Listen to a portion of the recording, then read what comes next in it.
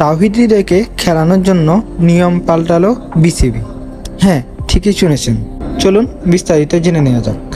ডিপিএলে playing condition অনুযায়ী 4 থেকে 7 demerits point পাওয়ায় 2 ম্যাচ নিষেধাজ্ঞার সাথে আর্থিক জরিমানা করা হয় তাওহিদ হৃদয়কে। পরে হৃদয়ের আবেদনের পরিপ্রেক্ষিতে তার আর্থিক জরিমানা মওকুফ করা হলেও বহাল ছিল 2 ম্যাচের নিষেধাজ্ঞা।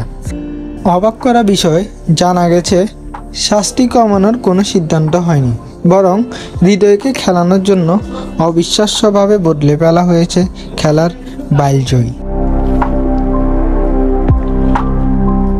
ম্যাচের আগের দিন আম্পায়ার্স কমিটির পক্ষ থেকে মেমো পাঠানো হয় সিসিডিএমে, যেখানে 7.5 ধারায় পরিবর্তনের কথা জানানো হয়। নতুন নিয়মে 4 থেকে 7 ডিমেরিটস পয়েন্টের সাজা 2 ম্যাচের বদলে 1 ম্যাচের করা হয় নিষেধাজ্ঞা। তারই পরিপ্রেক্ষিতে রোববার ম্যাচ খেলছেন তাওহিদ হৃদয়।